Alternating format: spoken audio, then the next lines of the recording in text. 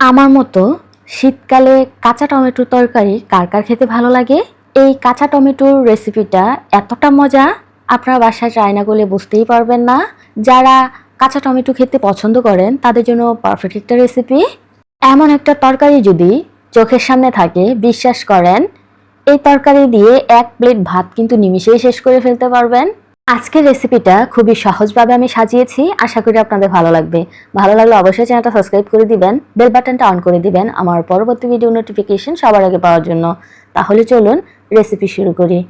প্রথমেই আমি এখানে 1 কেজি পরিমাণ কাঁচা টমেটো নিয়ে নিলাম। ভালো করে ওয়াশ করে এগুলাকে একটা ছাঁকনির মধ্যে নিয়ে পানিটাকে ঝরিয়ে নিলাম। তারপর আধা চা চামচ লবণ আর আধা চা চামচ হলুদের গুঁড়া দিয়ে খুব ভালো করে মেখে নিলাম। প্রথমেই এই কাজটা করে রেখে দিলে এটা থেকে অনেকাংশই পানি বের হবে, আর এই পানিটা আমরা ফেলে দিব। আর ফেলে দেওয়ার কারণে কিন্তু এটার যে টক ভাব থাকে, অতিরিক্ত টক ভাবটা চলে যাবে। আচ্ছা, এখানে আমি আজকে রুই মাছ দিয়ে তরকারিটা রান্না করব। মাছগুলোকে ভালো করে ধুয়ে পরিষ্কার করে এখন লবণ আর হলুদ দিয়ে মাখিয়ে নিলাম। এখন চলে যাব ভাজতে। চলুন আপনাদেরকে নিয়ে যাই আমার চুলায়। চুলায় একটা প্যান বসিয়ে দিলাম, পর্যাপ্ত পরিমাণে তেল দিয়ে দিচ্ছি। চুলা রাসটা ধরিয়ে তেলটাকে কিছুটা গরম করে নিব। খুব বেশি গরম করব না, কারণ খুব বেশি গরম তেলের মধ্যে মাছগুলা ছাড়লে এগুলো ফুটে কিন্তু হাতে মুখে পড়তে পারে। এই জন্য আমি শুরুতেই এই মাছগুলা অ্যাড করে দেই, যাতে করে আমি সতর্ক থাকতে পারি। আচ্ছা, আপনারা আপনাদের মতো ভেজে নেবেন। আমি কিন্তু কথা বলতে বলতে মাছগুলা ভেজে নিলাম। এখন একই তেলের মধ্যে আমি টমেটোগুলা ভেজে নিব। সবগুলা টমেটো দেওয়া হয়ে গেলে খুব ভালো করেই কিন্তু নেড়েচেড়ে দিব। আর এই কাজটা কিন্তু হাই হিটে করতে হবে, না হয় টমেটোগুলা গলে যাবে।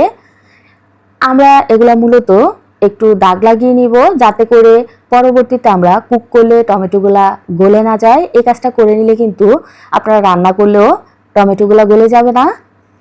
এই পর্যায়ে আমি উঠিয়ে নিচ্ছি। এখন একটা মশলা বানিয়ে নিব। এভাবে মশলাটা বানিয়ে নিলে বাটা মশলার টেস্ট পাবেন। এখানে একটা বাটির মধ্যে আমি আধা কাপের মতো পেঁয়াজ বাটা নিয়ে নিলাম। 1 চা চামচের মতো রসুন বাটা দিয়ে দিলাম। আপনারা চাইলে কিন্তু এখানে আদা বাটাও ইউজ করতে পারেন। 1 চা চামচ লবণ, 1 চা চামচ হলুদের গুঁড়া, 1.5 টেবিল চামচ মরিচের গুঁড়া। ঝালটা কিন্তু আপনারা বুঝে শুনে আপনাদের টেস্ট অনুযায়ী দিয়ে দিবেন। 1 চা চামচ দিয়ে দিচ্ছি ধনে গুঁড়া, 1 চা চামচ গরম মশলা। এখন কিছুটা পানি অ্যাড করে আমি এটাকে গুলিয়ে নিব। খুব বেশি পানি দিয়ে এটাকে কিন্তু পাতলা করা যাবে না। আমরা পাটায় মশলা বাটলে মশলাটা যেরকম থাকে ঠিক এরকমভাবে গলিয়ে নিতে হবে। এই যে দেখুন, নাড়াচাড়া করে নিলাম। এখন এটা একটা সাইডে রেখে দিচ্ছি। ম্যাক্সিমাম এটাকে 10 থেকে 20 মিনিটের জন্য এভাবেই রেস্টে রেখে দিতে হবে, তাহলেই ভালো একটা রেজাল্ট পাবেন। আচ্ছা, 20 মিনিট পর আমি চুলায় আবারও প্যান বসিয়ে দিলাম। সেই মাছ ভাজা তেলটাকেই আমি দিয়ে দিলাম, আর 1 চা চামচ দিয়ে দিলাম আস্ত জিরা। আপনারা চাইলে কিন্তু বাটা বা গুঁড়া যেই জিরাটা পাওয়া যায় সেটাও অ্যাড করতে পারেন। আচ্ছা, এখন জিরাটাকে ভেজে নেওয়া হয়ে গেলে দিয়ে দিব আগে থেকে তৈরি করা মশলাটা। এটাকে খুব ভালো করে 2-3 মিনিট আমি এটাকে কষিয়ে নিব। যত ভালো করে কষাবেন ততই কিন্তু তরকারির টেস্ট অনেক গুণে বেড়ে যায়। আচ্ছা, এখন আমি একে একে টমেটোগুলো দিয়ে দিচ্ছি, দিয়ে খুব ভালো করে এগুলোকে কষিয়ে নিব। এই পর্যায়েও আপনাদেরকে একটা টিপস দিচ্ছি, খুব ভালো করে তরকারি কষালে কিন্তু তরকারির টেস্ট দ্বিগুণ হয়ে যায়। অবশ্যই যে কোনো তরকারি রান্না করবেন তরকারিটা বেশি করে কষানোর চেষ্টা করবেন। আচ্ছা, যাই হোক, এখন আরও একটা পাকা টমেটো দিয়ে দিলাম, এতে করে টেস্ট কিন্তু বেড়ে যাবে। এটাকেও খুব ভালো করে কষিয়ে নিচ্ছি। কষানো হয়ে গেলে আমি এখানে পানি অ্যাড করব। শীতকালে এরকম কাঁচা টমেটো তরকারি খেতে আমার কাছে যে কতটা ভালো লাগে আমি আপনাদেরকে বলে বোঝাতে পারবো না। একটু টকটক ভাব লাগে, এটা দিয়ে ভাত খেতে কিন্তু অসাধারণ লাগে। 1 প্লেটের জায়গায় কিন্তু আপনারা 2 প্লেট ভাত খেয়ে নিতে পারবেন ইনশাল্লাহ। অবশ্যই বাসায় একবার ট্রাই করার অনুরোধ রইল। আচ্ছা, কথা বলতে বলতে কিন্তু আমি মশলা গুলিয়ে রাখা বাটির মধ্যে কিছুটা পানি দিয়ে এখানে অ্যাড করে দিলাম। এই তরকারিটা আমি মাখো মাখো করব। আপনারা চাইলে ঝোলটাকে কম বেশি করে নিতে পারেন আপনাদের পছন্দ অনুযায়ী। বলক চলে আসলেই কিন্তু আমি এখানে মাছগুলা অ্যাড করে দিব, কারণ ঝোলটা শুকিয়ে যাওয়ার আগে মাছ অ্যাড করে দিলে মাছগুলোর ভিতরে কিন্তু তেল মশলা খুব ভালো করে ঢুকতে পারবে, আর তরকারির টেস্টও কিন্তু দ্বিগুণ হয়ে যাবে। এখন কিছুটা কাঁচামরিচ অ্যাড করে নেড়েচেড়ে মাছগুলাকে আমি তরকারির ঝোলের ভিতরে ঢুকিয়ে দিচ্ছি, যাতে করে ভালো করে কুক হতে পারে। এভাবে আমি আরও 2 মিনিট রান্না করে নিব।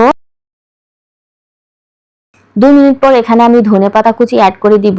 আপনাদের কাছে যদি ধনেপাতার ফ্লেভার ভালো লাগে তাহলে দিবেন, না হয় কিন্তু স্কিপ করতে পারেন। আমি এখন আরও 1 মিনিটের মতো রেখে তারপর চুলাটা বন্ধ করে দিচ্ছি। একটু নেড়ে চেড়ে দিবেন, না হয় কিন্তু ধনেপাতাগুলা কাঁচাই থেকে যাবে। মাশাআল্লাহ, আমার তরকারি কিন্তু একেবারেই রেডি। আমি এখন পরিবেশন করে দেখাচ্ছি আপনাদেরকে। এভাবে একবার রান্না করে দেখবেন। যারা কাঁচা টমেটো খেতে চায় না তারাও কিন্তু হাত চেটে ফুটে খাবে। শীতের দিনে গরম গরম ধোয়া ওঠা ভাতের সাথে এইরকম একটা তরকারি হলে আর কি লাগে বলুন। আমার আজকের এই সহজ আর সিম্পল রেসিপিটা যদি আপনাদের কাছে ভালো লেগে থাকে অবশ্যই লাইক কমেন্ট শেয়ার করে দিবেন, চ্যানেলটা সাবস্ক্রাইব করে দিবেন এইরকম সব মজার মজার রেসিপি পেতে। রাত হোক অথবা দিন, শুধু ভাতের সাথে না, পরোটা অথবা রুটির সাথে এই রেসিপিটা কিন্তু অসাধারণ লাগে খেতে। অবশ্যই ট্রাই করবেন। আজ এই পর্যন্তই। সবাই ভালো থাকবেন, আমার জন্য দোয়া করবেন। আল্লাহ হাফেজ।